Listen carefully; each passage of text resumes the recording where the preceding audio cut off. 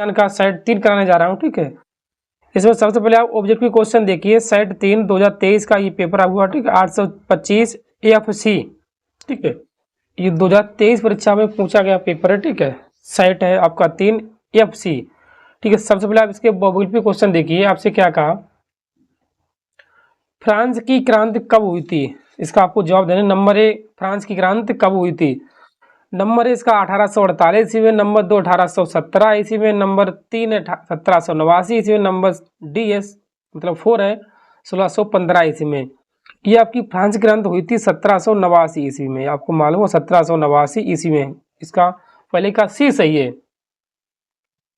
Question number 2 देखिए, आपसे क्या कहा, जिप्सवी मेथसनी का संबंध था, मेथसनी का संबंध था। ये कहा नंबर इटली के एकीकरण से, नंबर 2 है जर्मनी के एकीकरण से, नंबर 3 इंग्लैंड के राष्ट्रवाद से, नंबर डी फ्रांस के राष्ट्रवाद से। ये है नंबर ए, इटली के एकीकरण से संबंध है इसका, ये आपका सही है। ये इटली के एकीकरण से इसका संबंध है, ठीक है। आगे देखिए क्वेश्चन नंबर 3, हिंद स्वराज पुस्तक के लेखक कौन है। हिंद स्वराज पुस्तक के लेखक कौन है। नंबर ए है जवाहरलाल नेहरू, नंबर 2 है मतलब बी है महात्मा गांधी, नंबर सी है विनोबा भावे, नंबर डी है ये बाल गंगाधर तिलक। ये आपके हिंद स्वराज के लेखक जो है महात्मा गांधी पुस्तक ने लिखी थी, महात्मा गांधी ने, हिंद स्वराज महात्मा गांधी ने लिखी थी, ठीक है। क्वेश्चन नंबर 4 देखिए, आपसे क्या कहा, निम्नलिखित में से किसने बारदोली सत्याग्रह का नेतृत्व किया था। बारदोली सत्याग्रह जो हुआ था उसका नेतृत्व किसने किया था। क्वेश्चन नंबर 4 है इसका।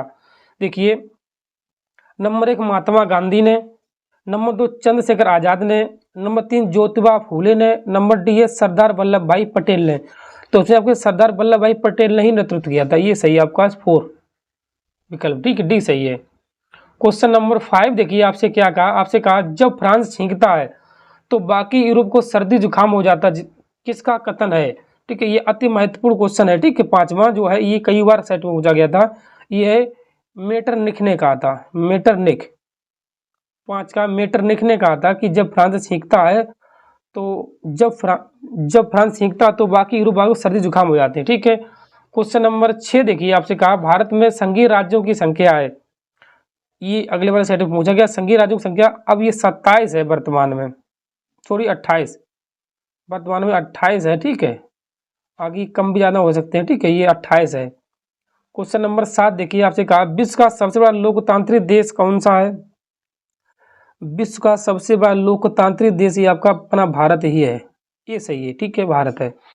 क्वेश्चन नंबर देखिए आप 8, ठीक है। आपसे क्या कहा, भारत के संविधान की 8वीं अनुसूची में कितनी धाराएं हैं। भारतीय संविधान जो भारत का संविधान है उसमें 8वीं अनुसूची में कितनी धाराएं हैं। आपको धारा का उल्लेख करना है, आपका 22 धाराएं हैं 8वीं अनुसूची में, 22। ऑप्शन नंबर आपका बी सही है, 8 का बी सही है, ठीक है। क्वेश्चन नंबर 9 देखिए, आपसे कहा लोकतंत्र में शक्ति का स्रोत है, लोकतंत्र में शक्ति का स्रोत है, ठीक है। देखिए शक्ति का स्रोत क्या है, जनता है, संसद है, प्रधानमंत्री, राष्ट्रपति, जनता है, ठीक है, जनता है। क्वेश्चन नंबर 10 देखिए, आपसे क्या कहा, निम्नलिखित में से किस देश का विभाजन धर्म तथा जाति के आधार पर हुआ था। धर्म तथा जाति के आधार पर हुआ था। क्वेश्चन नंबर 10 है, देखिए बेल्जियम का, भारत का, हाँ ये भारत का ही हुआ था धर्म और जाति के हिसाब से, ठीक, ये भारत का, सॉरी भारत का नहीं, ये है सी 10, ये गलत हो गया, भारत का नहीं हुआ था। हिंदू मुस्लिम दोनों भारत में रहते, जाति के आधार पर नहीं हुआ, ये हुआ था, ठीक है, यूगोस्लाविया का। क्वेश्चन नंबर 11 देखिए, आपसे क्या कहा, 11 है कि प्रति व्यक्ति आय को अन्य किस नाम से जाना जाता है। प्रति व्यक्ति आय को, ये औसत आय को जाना जाता है, ये पहला ही सही है इसका, औसत आय को। क्वेश्चन नंबर 12 देखिए, आपसे कहा द्वितीय क्षेत्र को अन्य किस नाम से जाना जाता है। द्वितीय क्षेत्र को अन्य किस नाम से जाना जाता है। प्राथमिक क्षेत्र, खनन क्षेत्र, औद्योगिक क्षेत्र, एकल क्षेत्र। ये औद्योगिक क्षेत्र है, ये मतलब कि 12 का सी सही है, 12 का सी सही है। क्वेश्चन नंबर 13 देखिए, आपसे कहा सेवाओं को किस क्रियाकलाप क्षेत्र के अंतर्गत रखा जाता है। सेवाओं को तृतीय क्षेत्र से, प्राथमिक क्षेत्र से, द्वितीय क्षेत्र से, सूचना क्षेत्र, ये है तृतीय क्षेत्र को, ये सही है इसका 13 का ये।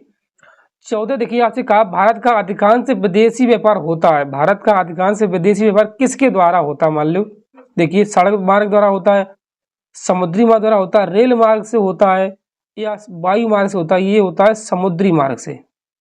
भारत में अधिकांश व्यापार जो है समुद्री मार्ग से होता है। ठीक है, क्वेश्चन नंबर 15 देखिए आपसे क्या कहा,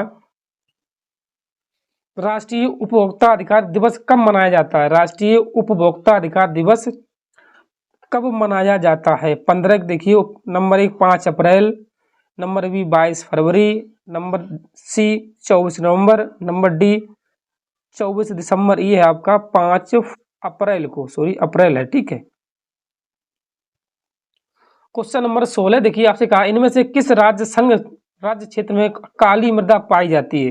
देखिए काली मृदा पाई जाती है, नंबर ए जम्मू कश्मीर में, नंबर 2 राजस्थान में, नंबर सी महाराष्ट्र में, नंबर डी झारखंड में। ये महाराष्ट्र में काली मृदा पाई जाती है। ये अति महत्वपूर्ण क्वेश्चन है। ठीक है, IMP करिए से, अति महत्वपूर्ण है। ठीक है, एजेंडा 21 का संबंध किससे है? देखिए क्वेश्चन नंबर 17, एजेंडा 21 का संबंध किससे है? ओजोन क्षरण से है, वैश्विक तापन से, जलवायु परिवर्तन से, और ये संघधारी विकास ये है सतुप, ई है, डी सही है। ठीक है, क्वेश्चन नंबर 18 देखिए आपका, ग्रीन इंडिया मिशन किस वर्ष में प्रारंभ किया गया था? Green India mission question number 18 देखिए, ये वर्ष 2013 में, वर्ष 2012 में, 14 में किया गया था, 14। ठीक, वर्ष 2014 में। ठीक है, आगे देखिए क्वेश्चन नंबर है आपका, ठीक है, क्वेश्चन नंबर देखिए 19 आपसे कहा, निम्नलिखित में से कौन सी फसल मुख्य रूप से जायद फसल का उदाहरण है? देखिए जायद फसल के उदाहरण है धान, ये रबी धान, ठीक है, गेहूं, चना, ठीक है, ये रबी की फसल है। ये है जायद की फसल तरबूज। ठीक है, क्वेश्चन नंबर 20 देखिए, अन्योन्य चट्टानों में पाया जाने वाला खनिज है, अन्योन्य चट्टानों में पाया जाने वाला खनिज है।